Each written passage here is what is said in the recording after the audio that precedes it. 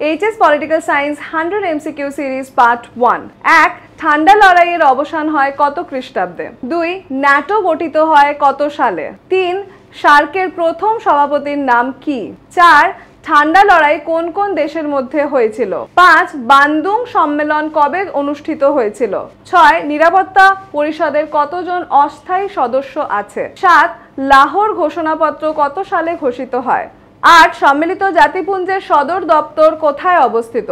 9 মার্কিন যুক্তরাষ্ট্রের সিনেটে প্রতিটি অঙ্গরাজ্য থেকে কতজন প্রতিনিধি নির্বাচিত হন? 10 কোন দেশের আইনসভাকে আইনসভার জননী বলা হয়? এবার আমাদের উত্তরের সাথে তোমাদের উত্তরগুলো মিলিয়ে নাও। HS political science 100 MCQ series part 2। 1 number veto প্রদান করার ক্ষমতা কাদের রয়েছে? 2 নম্বর শান্তির জন্য ঐক্য প্রস্তাব সাধারণ সভায় গৃহীত হয় কবে? 3 নম্বর সম্মিলিত জাতিপুঞ্জের সনদের ধারার সংখ্যা কত? 4 নম্বর সরকারের তৃতীয় অঙ্গ কি? 5 নম্বর রাজ্যপালকে কে নিয়োগ করেন? 6 নম্বর সিমলা চুক্তি কবে স্বাক্ষরিত হয়? 7 নম্বর কার্গিলকে কেন্দ্র করে ভারত এবং পাকিস্তানের যুদ্ধ কবে হয়? 8 নম্বর দ্বিতীয় বিশ্বযুদ্ধ কবে শুরু হয়?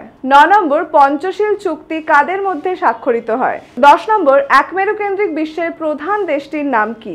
এবার আমাদের উত্তরের সাথে তোমাদের উত্তরগুলো মিলিয়ে নাও। HS political science 100 MCQ series part 3।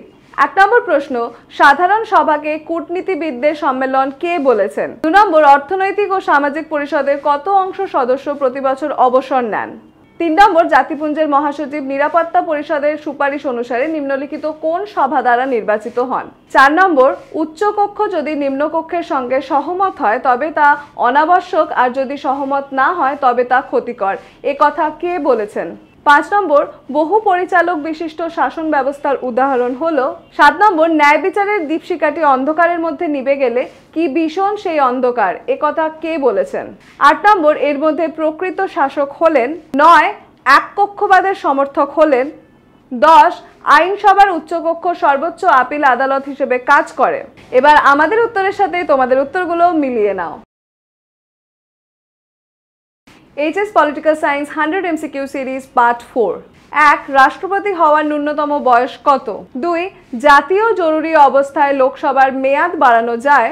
3 জেলা পরিষদের প্রধান কর্মকর্তা হলেন? 4 মেয়াদ শেষ হওয়ার পূর্বে পৌরসভা ভেঙে দিতে পারেন?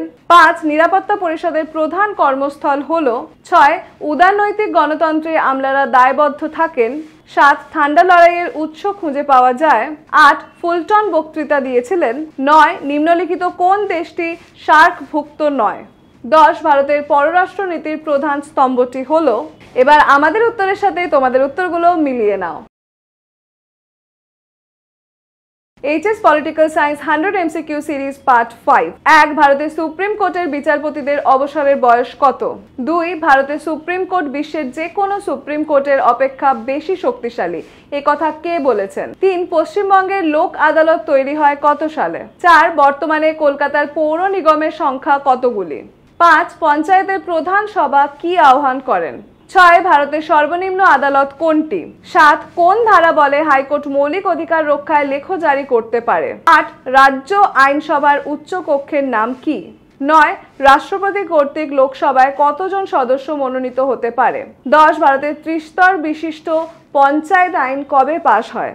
এবার আমাদের উত্তরের সাথে তোমাদের উত্তরগুলো মিলিয়ে নাও। HS political science 100 MCQ series part 6। 1 লোকসভার অধ্যক্ষের কার্যকালের মেয়াদ কতদিনের? 2 পার্লামেন্টের উভয় পক্ষের যৌথ অধিবেশনে সভাপতিত্ব করেন? 3 নিরাপত্তা পরিষদে ভেটো দিতে পারেন? 4 পার্লামেন্টের প্রণীত কোনো আইনকে অবৈধ ঘোষণা করতে পারে? 5 ক্রেতা সুরক্ষা আইন প্রণীত হয়? 6 কেন্দ্রীয় সরকারের পতন ঘটতে পারে? 7 লোক আদালত বিচার করে? 8 the making of foreign policy গ্রন্থটির রচয়িতা কে? 9 ভারতের অ্যাটর্নি জেনারেলকে নিযুক্ত করেন কে? 10 চীনের আইনসভাকে কি বলা হয়? এবার আমাদের উত্তরের সাথে তোমাদের উত্তরগুলো মিলিয়ে নাও। HS political science 100 MCQ series part 7। 1 কোন মার্কিন রাষ্ট্রপতি তারকা যুদ্ধের পরিকল্পনা করেছিলেন? 2 বাংলাদেশ স্বাধীনতা লাভ করে? 3 সম্মিলিত জাতিপুঞ্জ নামটি ঘোষিত হয়? 4 আন্তর্জাতিক আদালতের বিচারপতির সংখ্যা কত? 5 ক্ষমতা স্বতন্ত্রীকরণ নীতির প্রয়োগ ঘটেছে। 6 শাসন বিভাগ যে কয়টি অংশ নিয়ে গঠিত হয়? 7 পৃথিবীর সর্বাপেক্ষা শক্তিশালী দ্বিতীয় কক্ষ হলো? 8 ব্যক্তি স্বাধীনতা ও মৌলিক অধিকার রক্ষার দায়িত্ব পালন করে? 9 স্বেচ্ছাধীন ক্ষমতার অধিকারী হলেন? 10 জিরো আওয়ার এর সময়সীমা হলো? এবার আমাদের উত্তরের সাথে তোমাদের উত্তরগুলো মিলিয়ে নাও। HS political science 100 MCQ series part 8। 1 spirit of law গ্রন্থটি কার লেখা? 2 সম্মিলিত জাতিপুঞ্জ দিবস হিসেবে কোন দিনটি পালন করা হয়? 3 সাধারণ সভার প্রতিটি সদস্য দেশ কতগুলি প্রতিনিধি পাঠাতে পারে? 4 অর্থনৈতিক এবং সামাজিক পরিষদ কতজন সদস্য নিয়ে গঠিত হয়? 5 সম্মিলিত জাতিপুঞ্জের বর্তমান মহাসচিবের নাম কি? 6 সম্মিলিত জাতিপুঞ্জের সনদে কতগুলি ধারা আছে? 7 অতলান্তিক সনদ কত সালে স্বাক্ষরিত হয়? 8 1987 সালে ভারতের কোন প্রধানমন্ত্রী শ্রীলঙ্কার সঙ্গে শান্তি স্থাপনের জন্য চুক্তি স্বাক্ষরিত করেন? 9 দাঁতাত কথাটির অর্থ কি? 10 রাজ্যের আইনসভার প্রধান কে? এবার আমাদের উত্তরের সাথে তোমাদের উত্তরগুলো মিলিয়ে নাও। HS political science 100 MCQ series part 9। 1 number দ্বিতীয় বিশ্বযুদ্ধ কোন খ্রিস্টাব্দে শুরু হয়? 2 বর্তমানে পশ্চিমবঙ্গে পৌরসভার সংখ্যা কত? 3 ভারতের পঞ্চায়েত ব্যবস্থা কার মস্তিষ্ক প্রসূত? 4 স্বায়ত্ত শাসনের ইতিহাস পাওয়া যায় যে গ্রন্থে? 5 দ্বিতীয় বিশ্বযুদ্ধে কোন শক্তি জয়লাভ করেছিল? 6 যুগোস্লোভিয়ার জোট নিরপেক্ষ আন্দোলনের নেতা হলেন? 7 গ্লাসnost ও পেরোস্ত্রাইকা এই দুটি নীতির প্রবক্তা হলেন? 8 জর্জ মার্শাল কে ছিলেন? 9 পৌরসভার নির্বাচিত প্রতিনিধিদের কি বলা হয়? 10 চীনে কমিউনিস্ট পার্টি প্রতিষ্ঠিত হয় কোন খ্রিস্টাব্দে? এবার আমাদের উত্তরের সাথে তোমাদের উত্তরগুলো মিলিয়ে নাও। HS political science 100 MCQ series part 10। 1 কোন দেশ বার্লিন অবরোধ করে?